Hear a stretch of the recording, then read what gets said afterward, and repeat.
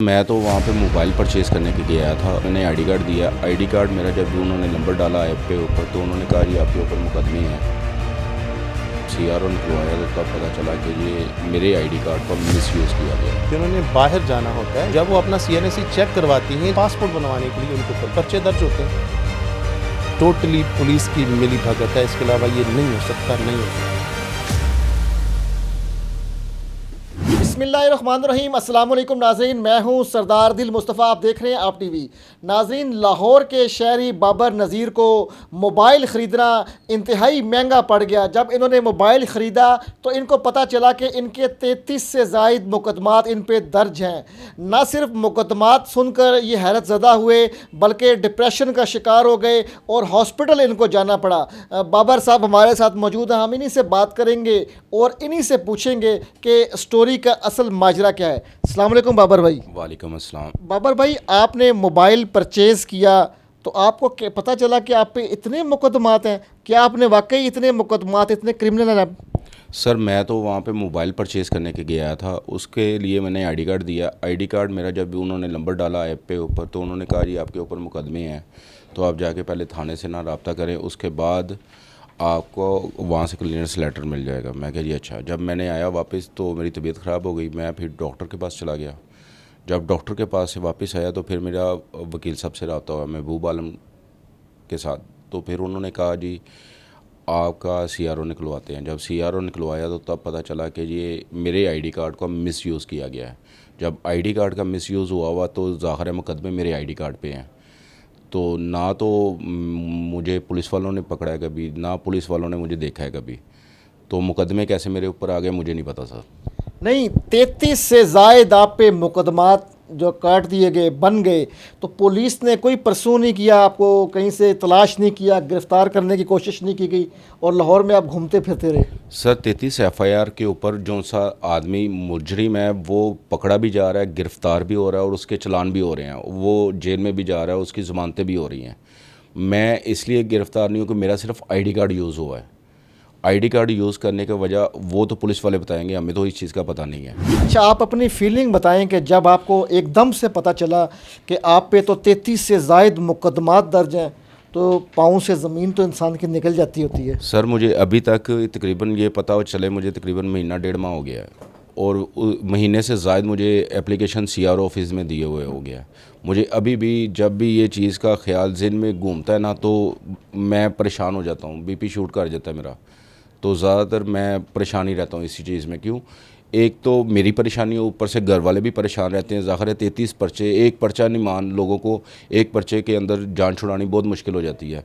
मेरे ऊपर तो आईडी कार्ड के ऊपर 33 पर्चे शो हो रहे हैं। 33 पर्चों का मतलब है कि इंसान की सारी उम्र गुजर जाएगी उसी चक्कर में। अच्छा, तो आपके बेगम या बच्चे, जब उनको पता चला होगा कि वालिद साहब पे ऐसा बुरा वक्त आ गया कि 33 मुकदमात का आप मुजरिम निकल रहे हैं, तो उनकी क्या फीलिंग्स थी? बच्चों को तो खैर इतना नहीं पता होता, बच्चे छोटे हैं इस वजह से उन्हें इतना मालूमात नहीं है, लेकिन वालदा काफ़ी परेशान रहती हैं, उनकी भी तबीयत काफ़ी नासास रहती है, इसी वजह से परेशानी में। नाजरीन, आपने देखा भी और सुना भी कि लाहौर का शहरी जो है वो परेशान है कि उसको 33 से ज़ायद मुकदमात में फंसाया जा रहा है या फंस चुका है। इसका तो सारी डिटेल हम उनके वकील साहब से पूछेंगे और उनके पास जाएंगे और उन्हीं से पूछेंगे कि क्या वजह है कि इनके पे 33 मुकदमात कैसे दर्ज हो गए। नाजरीन, हमारे साथ सीनियर वकील महबूब आलम वट्टू साहब मौजूद हैं, जो बाबर के वकील भी हैं। हम इनसे पूछेंगे। अस्सलाम वालेकुम वट्टू साहब। जी वालेकुम सलाम। तो साहब, आपके जो है क्लाइंट है उस पर 33 मुकदमात हैं, कैसे ये 33 मुकदमात कट गए? क्या ये हम नाम था किसी का मुजरिम का? क्या है सारी डिटेल? जी जेन्युइन ऐसा ही है, ये बाबर भाई के ऊपर 33 मुकदमात कट गए हैं। ये इनका हम नाम था। ये इनका असल जो मुलज़म है उसका नाम बाबर अली है, इनका नाम बाबर नज़ीर है। बस इतना सा है, इनके साथ नाम मैच हुआ है और पुलिस और मुजरम दोनों ने इस बात से फ़ायदा उठाते हुए इनका जो शनाख्ती कार्ड है, इनका CNIC है, उसका नाजायज़ इस्तेमाल किया है। ये मुजरम नहीं है, ये मुलज़म भी नहीं है, ये किसी मुकदमे में नहीं है। असल जो मुजरम है वही है जिसका नाम बाबर अली है। ये पुलिस की मिली भगत के साथ ये सारा काम हुआ है। अच्छा, पुलिस की मिली भगत नज़र आती है। अच्छा भट्टू साहब, नज़ीर साहब जो हैं वो जो है अस्पताल चले गए, डिप्रेशन में चले गए, इनके घर वाले जो है अजियत का शिकार हुए सारे मामले में। कुछ मज़ीद लोग भी जो है रब्ता कर रहे हैं और वो कह रहे हैं कि वो भी इस किस्म के विक्टिम का शिकार हो रहे हैं। आप वकील हैं, ऐसे मुकदमात आपके पास भी यकीनन मज़ीद और आ रहे होंगे। जी ऐसा ही है, हमारे पास और भी लोगों के कॉल्स आ रही हैं। जैसे ही मीडिया के ऊपर हम इनकी वीडियो चली है हमारे आप लोगों के तवस्सुल के साथ, तो वो कह रहे हैं कि हमारे साथ भी इस तरह की चालबाजी पुलिस वालों ने मिली भगत करके की है। तो उनके नाम भी इसी तरह नाजायज़ उनके नाम के ऊपर जो CNIC है उनके ऊपर मुकदमा चढ़े हुए हैं, ऐसा ही है। अब हम इस पे क्या कर रहे हैं, हम ने इनका नाम CRO से निकलवाने के लिए DSP CRO को एप्लीकेशन दी हुई है। 1 मंथ गुजर गया, अभी तक उस पर कोई रिस्पांस नहीं आया। DSP CRO और SSP CRO दोनों को ये दरख्वास्त, इवन दो हमने CCPO लाहौर को भी एप्लीकेशन दी हुई है, वो अभी हमारी एप्लीकेशन वो भी पेंडिंग है, उस पर भी अभी तक कोई वर्क नहीं हुआ। ये सारी कार्रवाई हम कर रहे हैं। जब इन्होंने मुझे रब्ता किया तो मुझे इन्होंने बताया कि यार मेरे ऊपर ये मुकदमा है, तो मैंने इसका रिकॉर्ड चेक किया। मैं भी शौक में आ गया, भाई आपके पास इस तरह के मुकदमे 33 FIRs कैसे दर्ज हो गई, लेकिन हो गई थी। सारा रिकॉर्ड भी चेक किया, जेन्युइन ऐसा था कि असल जो मुलज़म था, असल जो मुजरिम है वो गिरफ़्तार भी होता है, चालान भी होता है, जेल भी जा रहा है, जेल जा रहा है ID कार्ड के बगैर, इनका ID कार्ड इस्तेमाल करते हुए। ये लम्हा फ़िक्रिया हमारे इदारों के ऊपर और काम करने वाले जो हाई ऐप्स हैं उनके ऊपर कि ये कैसे हो सकता है कि एक मुलज़म दूसरे का शनाख्ती कार्ड इस्तेमाल करते हुए। अब सबसे मज़े की बात क्या है, ID कार्ड तो इनका है, लेकिन थंब किसके हैं, बायोमेट्रिक किसका हुआ है, बायोमेट्रिक तो असल बंदे का हुआ, इनका तो नहीं हुआ। अब ज़िल्लत की ज़िंदगी कौन गुजार रहा है, जलील कौन हो रहा है। जगह जगह नाके पे पुलिस इनको खड़ा करती है और इनको कहती है कि जनाब आपके ऊपर पर्चे, आप तो आदि मुजरिम है, जबकि मुजरिम ये नहीं, असल बंदा आज़ाद फिर रहा है, असल के ऊपर। क्योंकि वो जब भी अपना CNIC चेक कराएगा उसके ऊपर कोई पर्चा नहीं आना, इसके ऊपर पर्चे सारे ट्रांसफ़र हो गए। जब मैं DSP CRO के पास गया, उन्होंने कहा हमारे पास इस तरह के बहुत से मुकदमात हैं, शिकायतें आ रही हैं, पुलिस वाले ये सारे काम मिल के कर रहे हैं। और उसने कहा ये तो ठीक है, कारोबारी आदमी है, छोटा मोटा कारोबार करता है।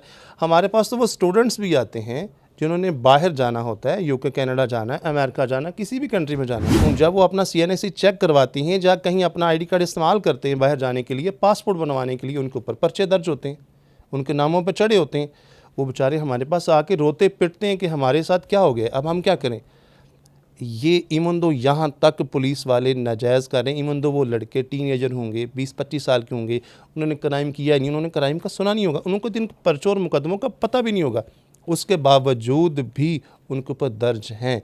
और ये टोटली पुलिस की मिली भगत है, इसके अलावा ये नहीं हो सकता, नहीं हो सकता। अच्छा, मैं आपसे भट्टू साहब एक ये बात पूछूंगा कि ये यकीनन 33 मुकदमात से जो है इनकी जान तो आप छुड़वा देंगे, लेकिन जो रद्दोबदल हुआ, इनका ID कार्ड का मिसयूज़ हुआ, जो इसके पस्से पर्दा जो लोग हैं, क्या वो लोग भी कानून के शिकंजे में आएंगे? जी जी बिल्कुल।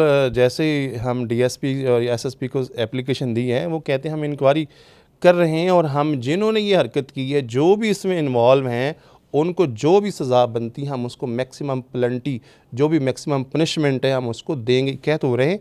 अब अलबत्ता उन भट्टू साहब कह तो देते हैं, कमेटियां बन जाती हैं, लेकिन जो कमेटी के कहते हैं ना कम मट्टी, तो ऊपर मट्टी डाल दी जाती है। तो क्या इस पे हकीकी मायने में आकर ऐसा होना नहीं चाहिए कि किसी एक आम शहरी को इस तरीके से अजियत का शिकार हो? तो बिल्कुल ऐसा ही है कि आम शहरी को इसके अंदर इन्वॉल्व नहीं करना चाहिए, उसको अजियत का शिकार नहीं करना चाहिए।